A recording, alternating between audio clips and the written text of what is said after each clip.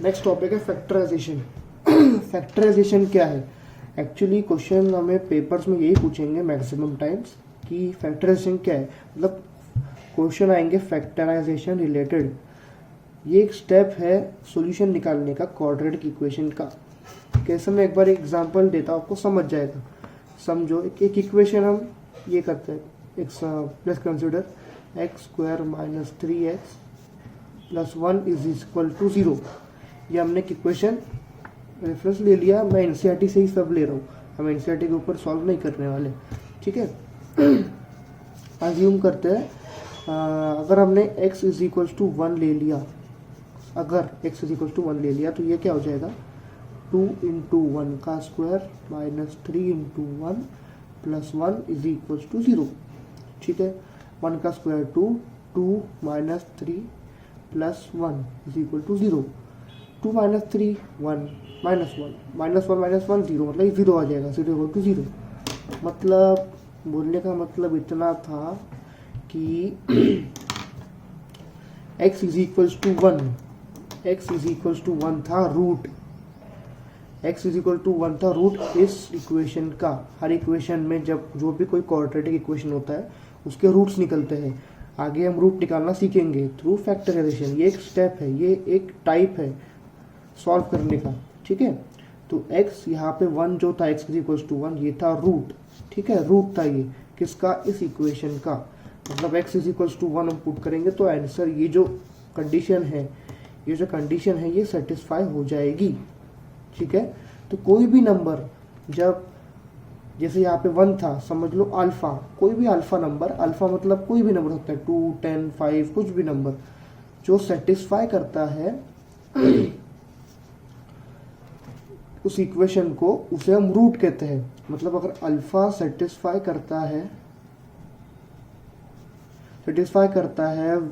Satisfies the quadratic equation, therefore the alpha is the root of the quadratic equation, ठीक है। समझ में आ गया? अब फैक्टराइजेशन समझने के लिए हम एक एग्जांपल सॉल्व कर रहे हैं, एग्जांपल नंबर 3, जो कि सॉल्व एग्जांपल है। अब सबसे पहला मेथड रूट फाइंड करने का है, वो है splitting term. Split the middle term.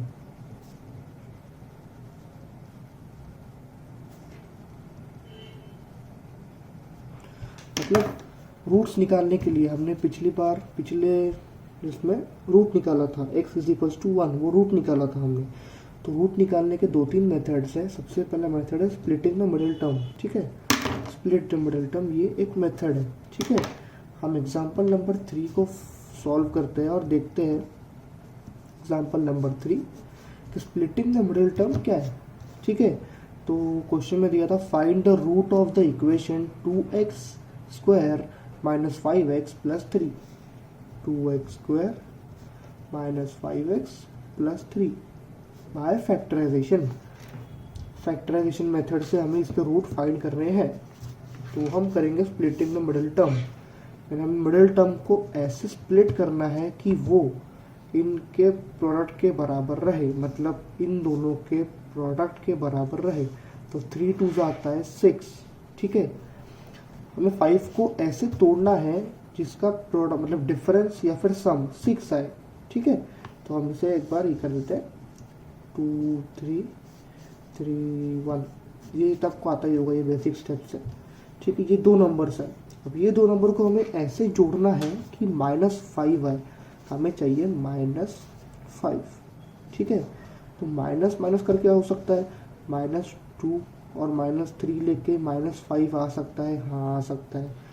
तो हमने इसे 2 और 3 ऐसे स्प्लिट कर दिया, -2 और -3, क्योंकि -2 और -3 आ जाएगा -5। हमें -5 चाहिए, इसलिए हमने माइनस माइनस किया। अगर +5 चाहिए होता तो अपन ने प्लस प्लस किया रहता, 3 और 2 5, लेकिन यहाँ माइनस था तो हमने माइनस माइनस किया, ठीक है।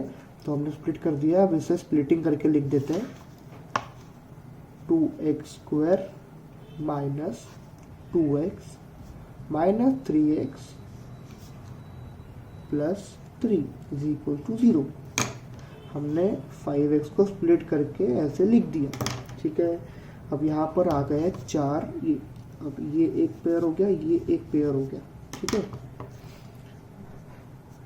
अब हमें 2x स्क्वायर माइनस 2x, इनमें से कुछ कॉमन लेना है, तो हम क्या कॉमन ले सकते हैं, 2x कॉमन ले सकते हैं, ठीक है। हमने 2x कॉमन ले लिया, बचेगा x। अब पूछोगे कैसे, तो देखो किसको ये स्टेप समझ में नहीं आया, तो 2x इंटू एक्स, ये 2x स्क्वायर ही है बराबर, हमने 2x कॉमन ले लिया, बचेगा सिर्फ x, तो ये हमने x यहाँ पे लिख दिया, माइनस 2x पूरा निकल गया तो बचेगा सिर्फ 1, ठीक है। तो 2x कॉमन लेने के बाद x माइनस 1 ये ब्रैकेट में बचता है। सिमिलरली हम यहाँ पर भी वही करेंगे, हम यहाँ पर भी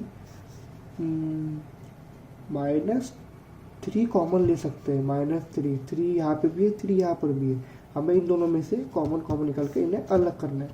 तो 3x प्लस 3, इनमें 3 कॉमन निकल सकता है, मैंने -3 कॉमन ले लिया, ठीक है। 3x में से 3 निकला तो बचेगा x, 3 निकला तो बचेगा 1। यहाँ पे साइन क्या आएगा, यहाँ पे साइन आएगा माइनस का, क्यों, क्योंकि 3 इंटू एक्स, ये -3x, minus 3 into 1 3, minus minus plus बराबर, मतलब ये ऐसा आ गया। अब हम 2x इसको और इसको एक साथ लिखते हैं, ये टर्म को और ये टर्म को एक साथ लिखते हैं, ये 2x माइनस 3, ये एक टर्म बन गया। हम यहाँ पे रूट फाइंड कर रहे हैं, जीरो फाइंड कर रहे हैं, जीरो, ठीक है। x का जीरो कि क्या होगा, रूट क्या होगा, तो 2x माइनस 3 ये एक ब्रैकेट, और ये x माइनस 1 ये है एक ब्रैकेट, ठीक है। हमें 2 ब्रैकेट्स मिल गए हैं, ये दोनों ब्रैकेट सेम आने चाहिए, अगर ये दोनों ब्रैकेट सेम नहीं आ रहे तो आप गलत जा रहे हो, आप सही सॉल्व नहीं कर रहे हो, ठीक है। 2x माइनस 3 ये 2 ब्रैकेट्स आ गए, हम इन्हें अलग अलग लिख देते हैं, ये पहला ब्रैकेट इज इक्वल टू 0, ये दूसरा bracket x minus 1 is equal to 0, ये सेकेंड ब्रैकेट हो गया। 2x 3 को वहाँ लेके गए, हमें x निकालना है, 3 को वहाँ लेके गए, ये बन गया +3, और x इज इक्वल टू 2 नीचे आ जाएगा 3/2, ये x ये 2 नीचे आ गया तो 3/2 एक मिल गया, और ये x 1 -1 वहाँ जाके बन जाएगा +1, मतलब ये दोनों रूट्स निकले हैं इस इक्वेशन के। अगर हम ये वैल्यूज x की जगह पे पुट करेंगे तो ये आंसर 0 आएगा, मतलब कंडीशन सेटिस्फाई हो जाएगी। अगर आपको नहीं लगता तो आप खुद चेक कर लेना, ठीक है। ये 2 जीरोस हमें मिलते हैं, ये हमने किया by splitting the middle term. आगे हम और बहुत सारे question splitting the middle term के बारे में सॉल्व करेंगे, क्योंकि बहुत लोगों को कन्फ्यूजन होगा कि मिडल टर्म को स्प्लिट कैसे करते हैं, तो बाय प्रैक्टिस वो आ जाएगा। हम आगे जब एक्सरसाइज सॉल्व करेंगे तो आपको समझ जाएगा कि स्प्लिट कैसे करना होता है। ये पहली बार हमें ये सब समझ में नहीं आता है, आगे हम देखते हैं।